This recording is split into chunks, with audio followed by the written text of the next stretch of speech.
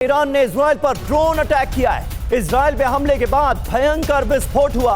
एक बार फिर ईरान ने इजराइल को दहलाया। विस्फोट के बाद भीषण आग की लपटें उठी। ये देखिए ताजा तस्वीरें। ईरान ने ताबड़तोड़ हमले एक बार फिर इजराइल में अंजाम दिए हैं और इजराइल के तगड़े एयर डिफेंस सिस्टम को चीरते हुए ईरानी मिसाइलें यहां तबाही मचा रही।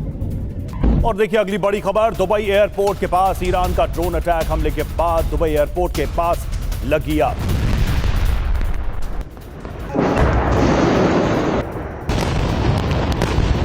और वहीं तेल अवीव पर ईरान के हमले जारी हैं। ईरान ने तेल अवीव पर दागी हैं बैलिस्टिक मिसाइलें। उसकी भी तस्वीरें सामने आई हैं। तेल अवीव को एक बार फिर ईरान ने कैसे दहलाया है, ये देखिए आप जरा। किस तरह से बैलिस्टिक मिसाइलों से इजराइल के तेल अवीव को फिर बनाया गया है निशाना।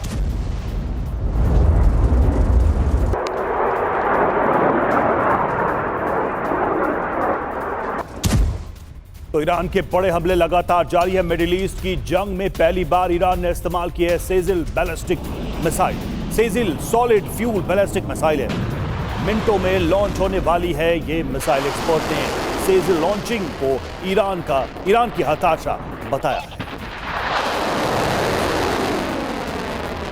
तो पहली बार इस जंग में ऐसा हुआ है जब सेजिल जैसी घातक मिसाइल का इस्तेमाल ईरान की तरफ से किया गया है। ईरान का विध्वंसक हथियार इजराइल पर भीषण प्रहार। जी हां, ईरान ने पहली बार इस घातक मिसाइल का इस्तेमाल किया है। इजराइल और अमेरिकी सैन्य बेस को इसके जरिए, सेजिल मिसाइल के जरिए टारगेट किया गया है। सेजिल मिसाइल के हमलों से दहल गया इजराइल। सेजिल की खासियत आपको बता दें, 2000 किलोमीटर एक तो इसकी रेंज है, मैक्सिमम स्पीड है 13,000 किलोमीटर प्रति घंटे से भी ज्यादा। और खास बात यह है कि इसे इंटरसेप्ट कर पाना बहुत मुश्किल है, क्योंकि पलक झपकते ही ये टारगेट को तबाह कर देती है। और इसके प्रयोग का मतलब क्या है, इसके मायने क्या हैं? तो ईरान की मिसाइल क्षमता का नया स्तर दिखाना हो सकता है कि डेमोन्स्ट्रेट कर रहा है ईरान अपनी ताकत का। और इजराइल के मिसाइल डिफेंस पर दबाव को बढ़ाना निश्चित तौर पर ऐसी घातक मिसाइलों के बाद ये प्रेशर इजराइल के ऊपर ही होगा। और इधर देखिए इजरायली एयरफोर्स की पश्चिमी ईरान में हमले की खबरें सामने आ रही हैं। हमले तेज हुए हैं। ईरानी लॉन्चिंग क्रू पर ड्रोन अटैक का वीडियो सामने आया है। इजरायली एयरफोर्स के ड्रोन अटैक में लॉन्चिंग क्रू तबाह हो गए।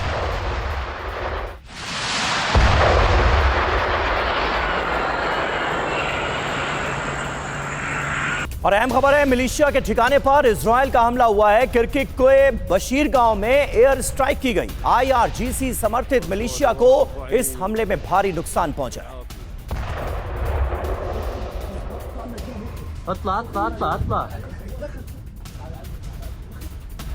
वहीं यूएस इजराइल के हमले से बौखलाया ईरान। तेल अवीव में बैलिस्टिक मिसाइलों की बौछार।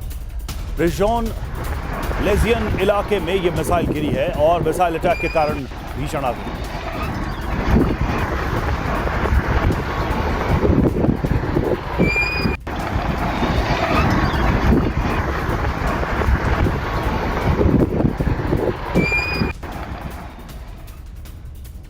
और अहम खबर है, तेहरान के मेहराबाद एयरपोर्ट पर भी अटैक हुआ है। अमेरिका इजराइल ने यहां भीषण बमबारी की है। हमले के बाद अफरा तफरी मच गई चारों तरफ।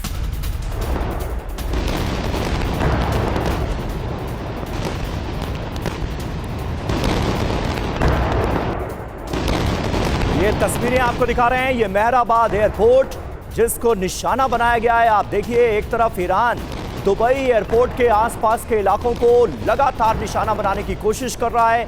कल भी बड़े हमले हुए हैं और अब मेहराबाद एयरपोर्ट पर बड़ी जवाबी कार्रवाई हुई है, जिसमें अच्छा खासा नुकसान ईरान के इस एयरपोर्ट को हुआ है।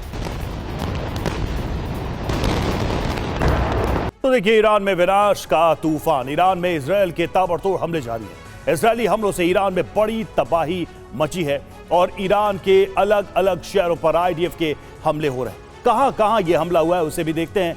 तेहरान में हमला हुआ है। तेहरान को टारगेट लगातार किया जा रहा है। इसके अलावा शिराज, इस्फहान, तबरीज, इन शहरों को टारगेट किया जा रहा है। टारगेट पर क्या क्या रहा? तो बैलिस्टिक मिसाइल लॉन्चर्स को टारगेट किया गया। ईरानी एयर डिफेंस सिस्टम को निशाना बनाया गया। IRGC का हेडक्वार्टर भी इस हमले में निशाना रहा और न्यूक्लियर एनरिचमेंट साइट को लगातार टारगेट किया जा रहा है। पहले संजय सोय साहब, मैं आपसे जानना चाहूंगा ये जो नेतन्याहू का वीडियो है ये क्या बता रहा है? क्योंकि आपने भी देखा होगा सोशल मीडिया में बीते कई दिनों से लंबी चर्चा लोगों ने शुरू कर दी थी कि ईरान के हमले में नेतन्याहू मारे गए हैं और इसी वजह से एआई जनरेटेड जो वीडियो है उसके जरिए संबोधन किया जा रहा है। लेकिन अब नेतन्याहू ने यह वीडियो जारी किया है और हो सके तो हम उसे टीवी पर दिखाने की भी कोशिश करेंगे। आपकी राय क्या है? क्या मैसेज देने की कोशिश इसके जरिए की गई?